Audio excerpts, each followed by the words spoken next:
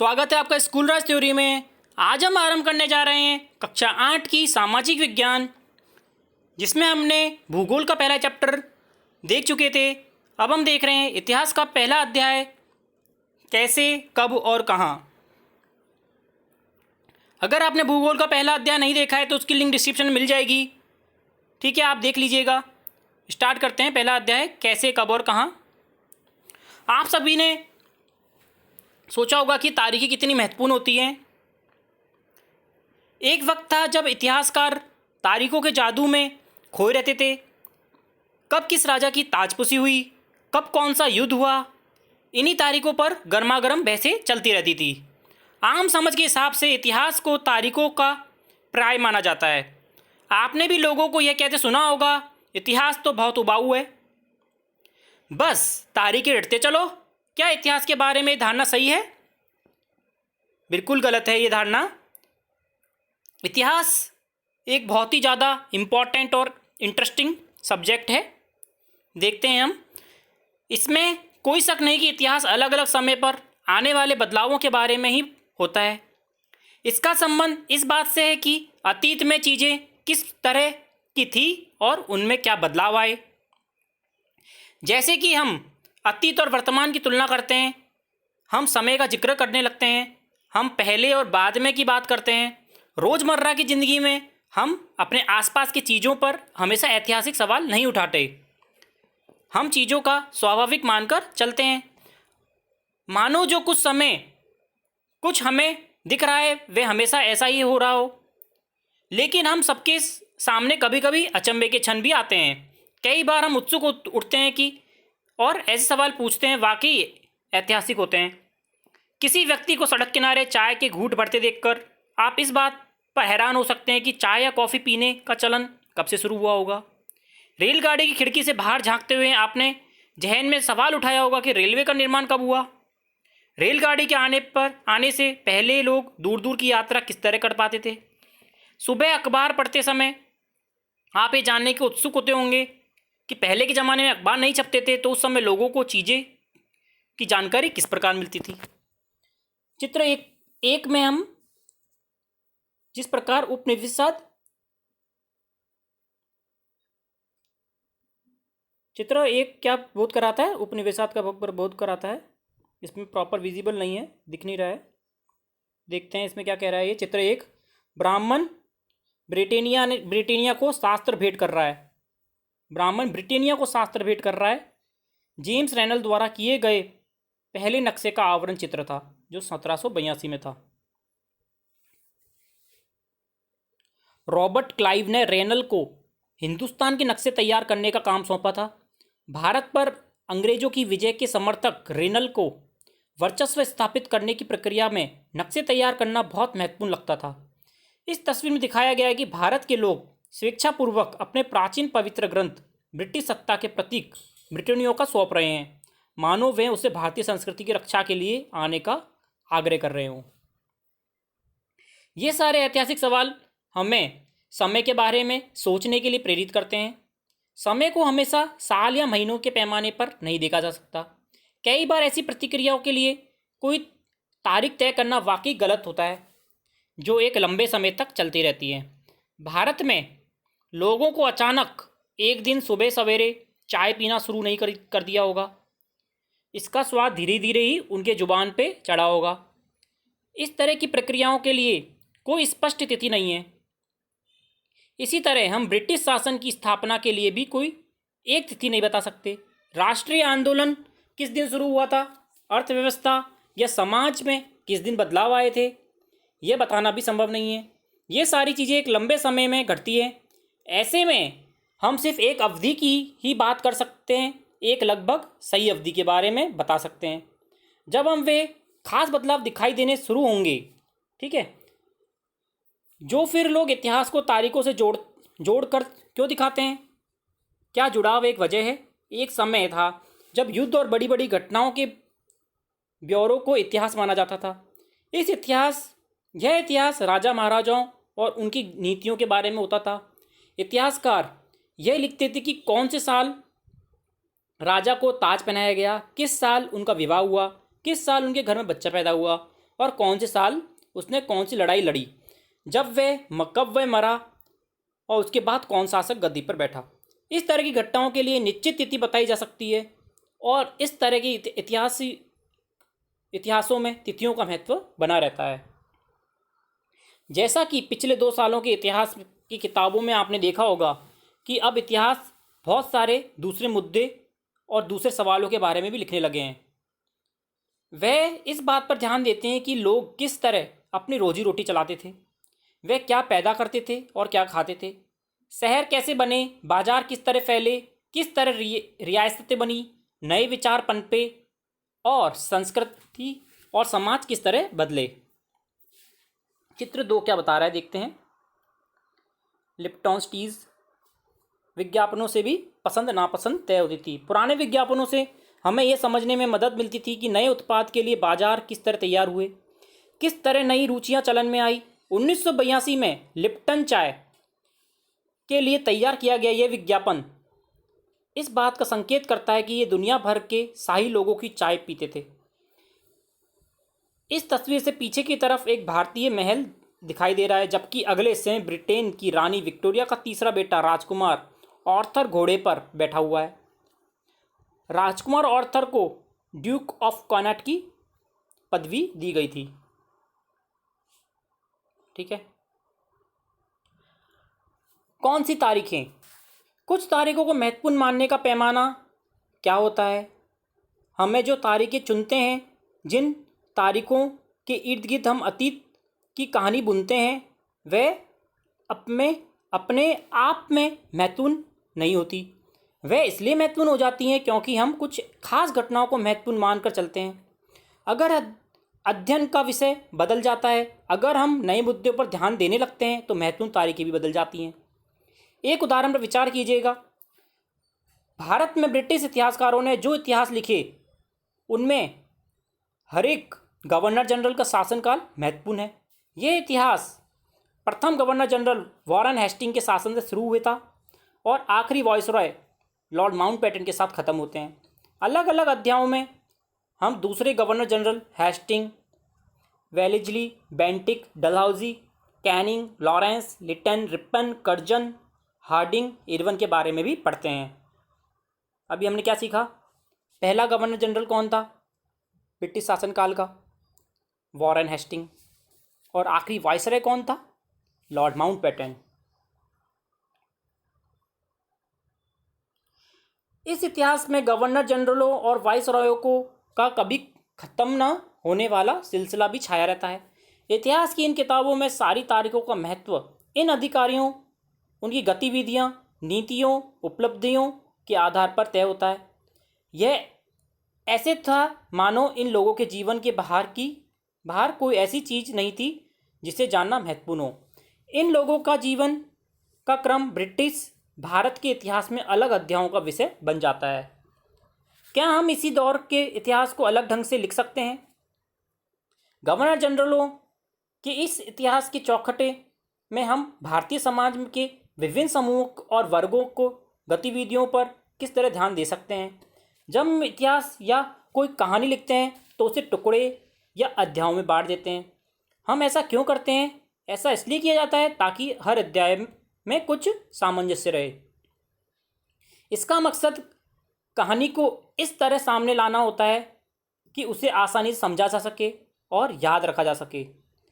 इस प्रक्रिया में हम सिर्फ उन घटनाओं पर जोर देते हैं जो उस कहानी को पेश करने में मददगार होती है। जो इतिहास गवर्नर जनरलों के जीवन के इर्द गिर्द चलता है, उससे भारतीयों की गतिविधियों कोई मायने नहीं रखती, उनके लिए वहाँ कोई जगह नहीं होती। तो फिर क्या किया जाए? जाहिर है हमें अपने इतिहास को एक अलग खाका बनाना पड़ेगा। इसका मतलब ये है कि हम अब तक जिन तिथियों को महत्व दिया जा रहा था वह महत्वपूर्ण नहीं रहेंगी। हमारे लिए नई तिथियां महत्वपूर्ण हो जाएंगी। चित्र 3 कौन है? वॉरेन हेस्टिंग है, जो 1773 में भारत के पहले गवर्नर जनरल बने थे। इतिहास की किताबों में गवर्नर जनरलों के कारनामों, जीवनियों और गौरव गाथाओं की तस्वीरों में उनके भव्य व्यक्तित्व को उभारा जाता था। हम अवधियां कैसे तय करते हैं? 1817 में स्कॉटलैंड के अर्थशास्त्री और राजनीतिक दार्शनिक जेम्स मिल ने 3 विशाल खंडों में a history of British India, British Bharat के इतिहास नामक की किताब लिखी। इस किताब में उन्होंने भारत के इतिहास को हिंदू, मुस्लिम और ब्रिटिश 3 कालखंडों में बांटा। कालखंडों के इस निर्धारण को ज़्यादातर लोगों ने मान लिया। क्या आपको भारत इतिहास को समझने की इस तरीके में कोई समस्या दिखाई देती है? इतिहास को हम अलग अलग कालखंडों में बांटने की कोशिश क्यों करते हैं? इसका भी एक वजह है। हम एक दौर की खासियतों, इसके केंद्रीय तत्वों को पकड़ने की कोशिश करते हैं। इसलिए ऐसे शब्द महत्वपूर्ण हो जाते हैं जिनके सहारे हम समय को बांटते हैं। यह शब्द अतीत के बारे में हमारे विचारों को दर्शाते हैं। वे हमें बताते हैं कि एक अवधि से दूसरी अवधि के बीच में आए बदलावों का क्या महत्व होता था। मिल को लगता था कि सारे एशियाई समाज सभ्यता के मामले में यूरोप से पीछे हैं। इतिहास की उनकी साझेदारी यह थी कि भारत में अंग्रेजों के आने से पहले जहां हिंदू और मुसलमान तानाशाहों का राज चलता था, यहाँ चारों ओर केवल धार्मिक बैर, जातिगत बंधन और अंधविश्वासों का बोलबाला था। गतिविधि अपनी माँ या परिवार के किसी अन्य सदस्य के बारे में बात करके उनके जीवन के बारे में पता लगाएं। अब उनके जीवन को अलग अलग कालखंडों में बांटें और प्रत्येक अवधि की महत्वपूर्ण घटनाओं को सूची बनाइए। स्पष्ट करें कि अपने कालखंडों किस तरह तय किया है।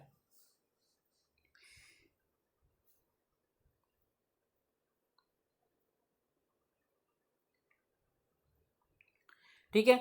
मील की राय में ब्रिटिश शासन भारत की सभ्यता की राह पर ले जा सकता था। इस काम के लिए जरूरी था कि भारत में यूरोपीय शिष्टाचार, कला, संस्थानों और कानून को लागू किया जाए। मील ने यहाँ तक सुझाव दिया कि अंग्रेजों को भारत के सारे भूभाग पर कब्जा कर लेना चाहिए ताकि भारतीय जनता को ज्ञान और सुखी जीवन प्रदान किया जा सके। उनका मानना था कि अंग्रेजों की मदद के बिना हिंदुस्तानी प्रगति नहीं कर सकता। इतिहास की इस धारणा में अंग्रेजी शासन प्रगति और सभ्यता का प्रतीक था। अंग्रेजी शासन से पहले सारा अंधकार का दौर था। क्या इस तरह की धारणा को स्वीकार किया जा सकता है? क्या इतिहास के दौर को हिंदू मुसलमान दौर कहा जा सकता है? क्या इन सारे दौरों में कई तरह के धर्म एक साथ नहीं चलते थे? किसी युग को केवल उस समय के शासकों के धर्म के हिसाब से तय करने की जरूरत क्या है? अगर हम ऐसा करते हैं तो इसका मतलब यह कहना चाहते हैं कि औरों के जीवन और तौर तरीकों का कोई महत्व नहीं है। हमें याद रखना चाहिए कि प्राचीन भारत में सारे शासकों का एक भी धर्म नहीं होता था। अंग्रेजों द्वारा सुझाए गए वर्गीकरण से अलग हटकर इतिहासकार भारतीय इतिहासकार को आमतौर पर प्राचीन, मध्यकालीन तथा आधुनिक काल में बांटकर दिखाते हैं। इस विभाजन की अपनी समस्याएं हैं। इतिहास को इन खंडों में बांटने की यह समझ भी पश्चिम से आई है। पश्चिम में आधुनिक काल को विज्ञान, तर्क और लोकतंत्र मुक्त और समानता जैसी आधुनिकता की ताकतों के विकास का युग माना जाता था। उनके इस मध्यकालीन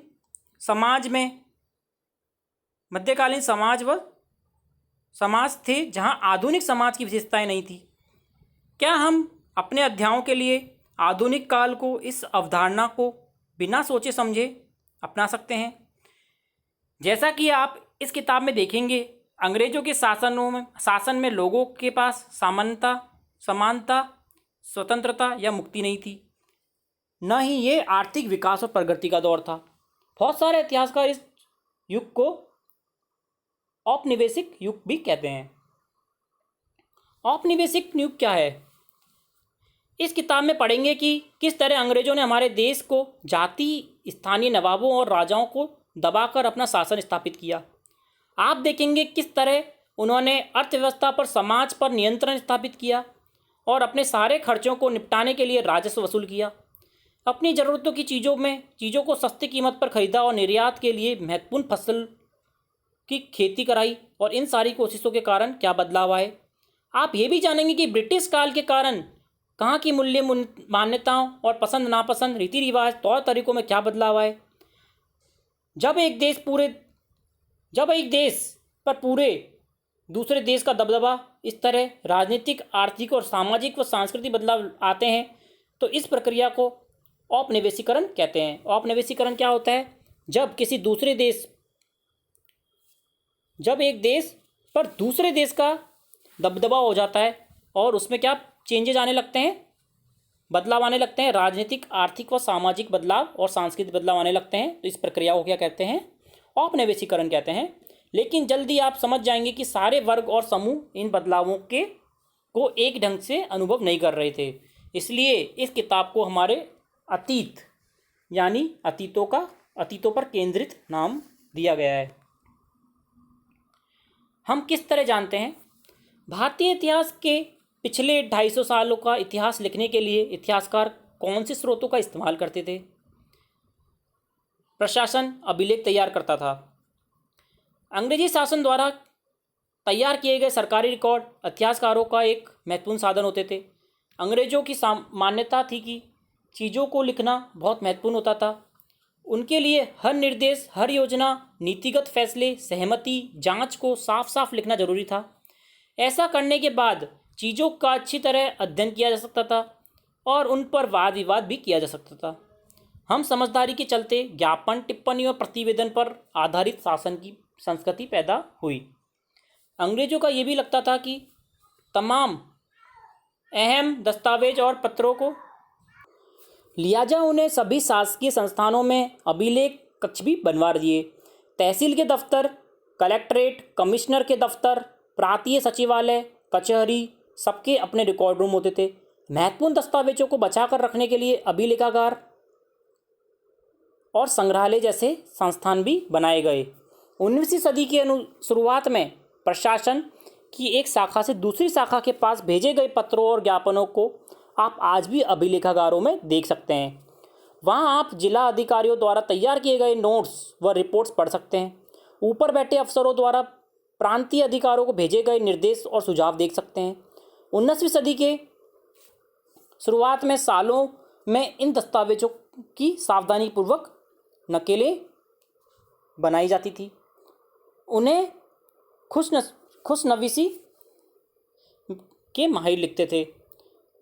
खुशनवीसी या सुलेखनवासी ऐसे लोग होते थे जो बहुत सुंदर ढंग से चीज़ें लिखते थे। उनको क्या कहते थे? खुशनवीसी और सुलेखनवासी। सुलेखनवीस या सुलेखनवासी कुछ भी कह सकते हैं। 19वीं सदी के मध्य तक छपाई, जब नई दिल्ली का निर्माण हुआ,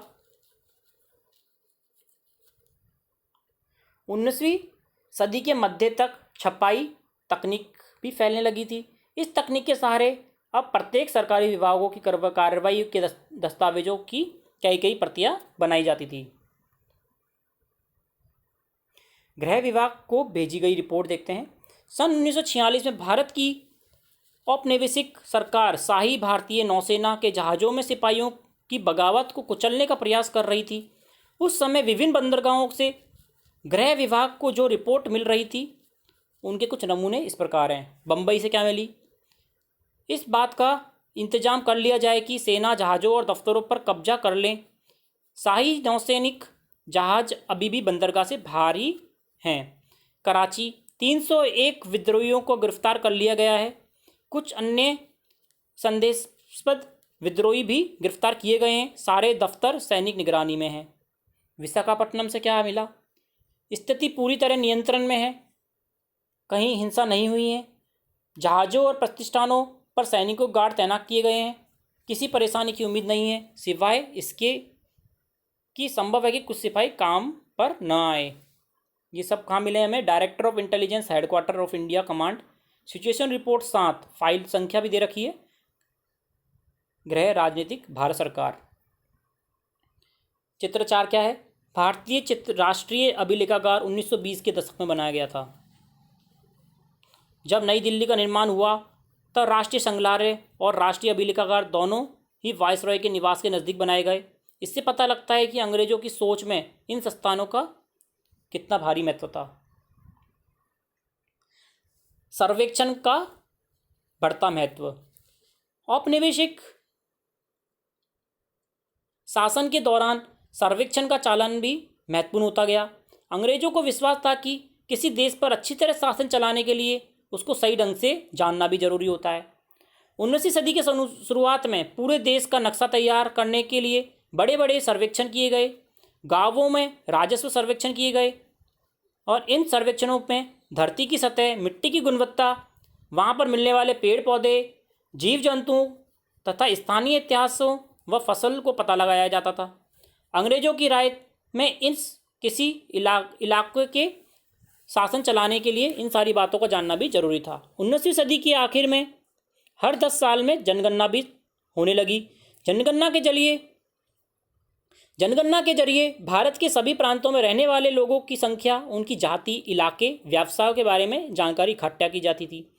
इसके अलावा वानस्पतिक सर्वेक्षण, प्राणी वैज्ञानिक सर्वेक्षण, पुरातात्विक सर्वेक्षण, मानवीय शास्त्रीय सर्वेक्षण, वन सर्वेक्षण आदि भी सर्वेक्षण किए जाते थे। अधिकृत रिकॉर्ड से क्या पता नहीं चलता, देखते हैं। उससे पहले हम देखते हैं चित्र 5 क्या कहता है। शरीफे का पौधा। 1770 का दशक। अंग्रेजों द्वारा बनाए गए वानस्पतिक उद्यान और प्राकृतिक इतिहास के संग्रहालयों में विभिन्न पौधों के नमूने और उनसे संबंधित जानकारी इकट्ठा की जाती थी। इन नमूनों के चित्र स्थानीय कलाकारों से बनवाए जाते थे। जब इतिहासकारों इस बात पर ध्यान दिया कि इस तरह जानकारी इकट्ठा की जाती थी, इससे उपनिवेशवाद के बारे में क्या पता चलता है। अधिकृत रिकॉर्ड से क्या पता नहीं चलता, वह देखते हैं। रिकॉर्ड्स के इस विशाल भंडार से हम बहुत कुछ पता लगा सकते हैं, फिर भी इस बात का नज़रअंदाज नहीं किया सकता कि ये सारे सरकारी रिकॉर्ड हैं।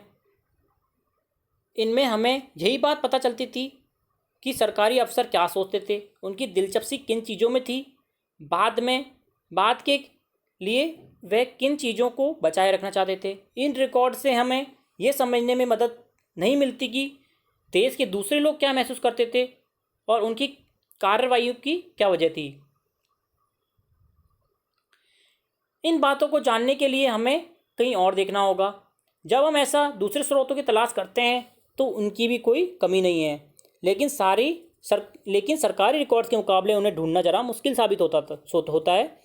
इस लिहाज से लोगों की डायरियाँ, तीर्थ यात्रा और यात्राओं के स्मरण, महत्वपूर्ण लोगों की आत्मकथाएं और स्थानीय बाजार में बिकने वाली लोकप्रिय पुस्तकें महत्वपूर्ण हो जाती हैं। जैसे जैसे छपाई की तकनीकी फैली, अखबार छपने लगे, विभिन्न मुद्दों पर जनता में बहस भी होने लगी। नेताओं व सुधारकों ने अपने विचारों को फैलाने के लिए लिखा। कवियों व उपन्यासकारों ने अपने भावनाओं को व्यक्त करने के लिए लिखा। लेकिन ये सारे स्रोत उन लोगों ने रचे जो पढ़ना लिखना जानते थे। इनसे हमें यही नहीं पता लगा कि आदिवासी, किसान, खादानों में काम करने वाले मजदूर, सड़कों पर जिंदगी गुजारने वाले गरीब किस प्रकार का अनुभव कर रहे थे। अगर हम थोड़ी और कोशिश करें तो इनके बारे में जान सकते हैं। जैसे जैसे किताबें और आगे बढ़ने लगी, आपको ये बात समझ में आने लगेगी। ठीक है, चित्र 6 देखते हैं। बंगाल में मानव चित्रण व सर्वेक्षण कार्य चल रहा था। जेम्स प्रिंसेप द्वारा बनाई गई तस्वीर 1832 की है। ध्यान से देखें कि सर्वेक्षण का इस्तेमाल होने वाले सारे उपकरण चित्र के अगले हिस्से में दिखाए गए हैं व चित्रकार इस परियोजना के वैज्ञानिक स्वरूप पर खासतौर पर ध्यान देना चाहता था। ये चित्र 7 क्या है? 1857 की क्रांति का विद्रोह का चित्र है, जिसमें स्थानीय लोगों ने विद्रोह कर दिया था अंग्रेजों के खिलाफ। स्रोत 2, इंसानों के खाने के लायक नहीं। अखबारों से विभिन्न विभागों में चल रही आंदोलनों का पता चलता था। यहाँ 1946 में हुई पुलिस की एक हड़ताल की खबर दी गई। दिल्ली में 2000 से अधिक पुलिस वालों ने बृहस्पतिवार सवेरे अपने कम वेतन व पुलिस लाइसेंस बाफ चिरखाने से आने वाले घटिया भोजन के खिलाफ खाना खाने से इनकार कर दिया। जैसे जैसे ये खबर दूसरी पुलिस थाने में पहुंची, वहां भी पुलिस वालों ने खाने से इनकार कर दिया। एक हड़ताली का कहना था कि पुलिस लाइंस की रसोई से हमारे लिए खाना आता है, वह इंसान नहीं खा सकते। हमें जो चपाती व दाल खानी पड़ती है वह जानवर तक नहीं खाते हैं। ठीक है, ये हिंदुस्तान टाइम्स में छपी थी 22 मार्च 1946 में। ठीक है,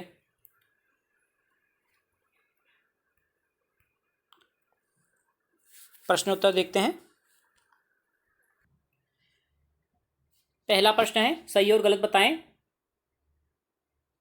जेम्स मिल ने भारतीय इतिहास को हिंदू, मुसलमान, ईसाई 3 काल के खंडों में बांट दिया था। जी नहीं। सरकारी दस्तावेजों में, पहले का आंसर क्या हो जाएगा? नहीं, गलत हो जाएगा। सरकारी दस्तावेजों से हमें यह समझने में मदद मिलती है कि आम लोग क्या सोचते हैं। जी नहीं। अंग्रेजों को लगता था कि सही तरह शासन चलाने के लिए सर्वेक्षण महत्वपूर्ण होता है। बिल्कुल सही है। ठीक है, ऊपर के 2 गलत हैं, फिर तीसरा सही है। अब आइए विचार करें।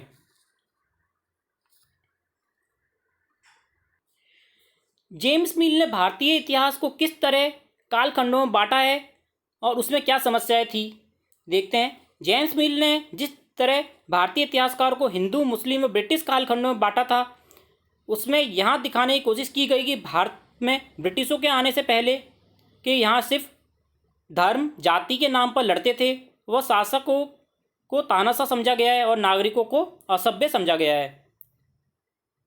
जेम्स मिल की इस विभाजन से हमें क्या समस्या मिलती हैं, देखते हैं। भारत में क्या सभी धर्मों के शासकों ने देश में धर्म की नज़र से बांट रखा था, परंतु हमने देखा कि यहाँ पर लोग एक दूसरे के साथ शांति से रहते थे और इतिहास में कोई भी बड़ी घटना का उल्लेख नहीं है। क्या ब्रिटिश वाकई भारत की सभ्य बनाना चाहते थे या फिर उपनिवेशवाद फैलाना चाहते थे? क्योंकि अगले 200 साल भारतीय उपनिवेशवाद की जिस तरह उपनिवेशवाद में रखा गया, उससे ये पता लगता है कि ब्रिटिश भारत में को सभ्य नहीं बनाना चाहते थे, बल्कि एक कॉलोनी चाहते थे। अगला है, अंग्रेजों ने सरकारी दस्तावेजों को किस तरह सुरक्षित रखा?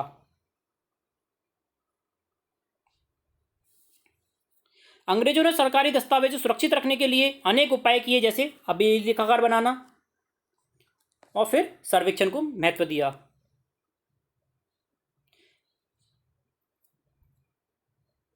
ठीक है, आगे देखते हैं। इतिहासकार पुराने अखबारों से जो जानकारी जुटाते थे, वह पुलिस की रिपोर्ट में उपलब्ध जानकारी से किस तरह अलग होती थी? आमतौर पर पुलिस की रिपोर्ट या फिर कोई भी सरकारी रिपोर्ट में सरकार के विचार को ज़्यादा प्रदर्शित किया जाता था। जिन दस्तावेजों की उन्हें ज़रूरत होती थी, बस उन्हें ही संभाल कर रखते थे।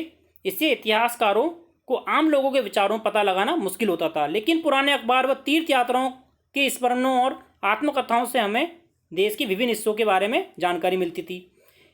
इनमें नेताओं के विचार व कवियों